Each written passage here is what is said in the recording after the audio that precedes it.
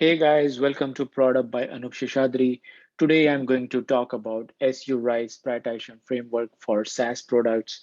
In this part one video, I'm going to cover some of the basics like what is SaaS, why you need prioritization framework, what's different about SaaS products, and introduce you to SU Rise Prioritization Framework. So let's dive in. What is SaaS? So as Salesforce says, SaaS is a way of delivering applications over the internet as a service.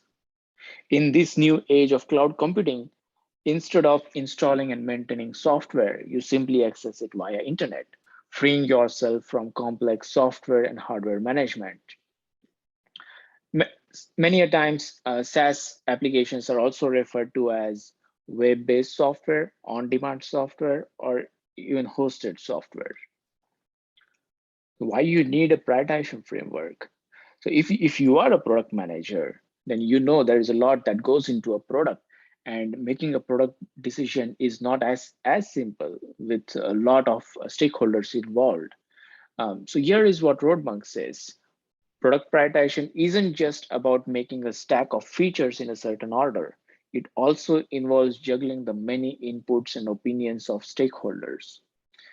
And to get over this, you might also need to silence the voice of the loudest person in the room. What does that mean? Is many a times some stakeholders overpower the other, and then there is a tendency of making a biased product decision, and you don't want to do that because the main job of the product is to solve a business problem.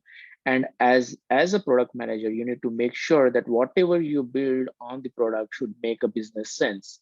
And for that reason, a good prioritization frameworks will allow you to silence the voice of the loudest person in the room using quantitative rankings, charts, and matrices with values that are directly tied to your customer feedback and product strategy. Now, product strategy is influenced by many factors, but one of the key things that influences is the product lifecycle stage. Every product goes through this life cycle. It goes through the development, introduction, growth, maturity, saturation, and ultimately decline. Now, depending on what stage your product is at, your product strategy might be different. So, if, for example, if you are in a growth strategy, you want to acquire more and more customers. So, for that reason, you might be listening more to the prospects and less to the other stakeholders involved in your product.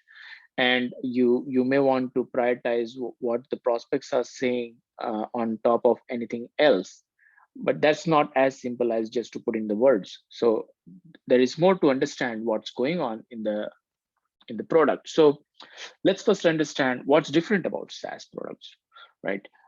So in SaaS products, there are multiple user roles. There are decision makers who are making the purchase decisions. They mainly see the product from a broader business perspective. And then there are product admins who see the product from a functional perspective. Will this product solve their functional need or not? And then there are end users who use the product to get the job done.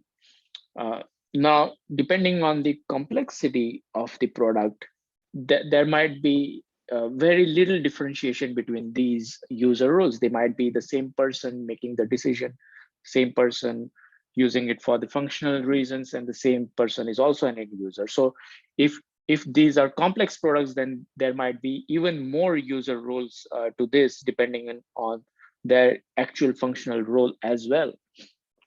Um, Beyond that, then there are also internal users, internal company admin or internal company user who are using the product to support the customers.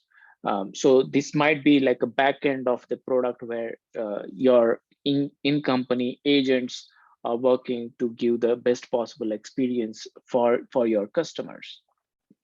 Besides user roles, there are multiple sources through which you would be getting many feature requests. Believe me or not, you will get requests from many different places. And some of the top ones that I feel are, one is, of course, customers. These are the people who are paying you. And from time to time, as they start using their product, they might have some more use cases in using your product, and they might come up with some ideas or feature requests that they might have. And then there are prospects who might be bringing in completely new feature ideas to solve their business problems. Then there are competitors. Maybe you need to watch for them if it is a competitive space you operate in. If a competitor brings in a new feature, then do you want to build that feature as well because you operate in the same market? Then there are internal teams as well. Like your own team might come up with a bunch of new ideas on solving a particular business problems. And then you might also be doing some market research, conducting surveys and interviews from time to time. And that might also be one of the source for the feature requests or feature ideas. With all these different parameters or different factors coming into play, you might be facing a nightmare of product backlogs. Now, you definitely need a strong prioritization framework to make a business case for any new feature that you want to build. And for that reason, I came up with this SU RISE prioritization framework to make a business sense for all the feature ideas by factoring in source and user personas in the scoring as well. So essentially, this is an improvised version of RISE framework, and it measures the total business impact per time worked. In my next video, I'll be talking more about how to use this SU RISE framework and what all goes into it, how you would define and how you find the score for your case. And for that, you need to have an understanding of what is RISE framework, because this framework is built on that. In the meantime, if you have any questions, just feel free to drop in a comment or send me a message on any media you may prefer. And I look forward to seeing you in my next video. Thank you.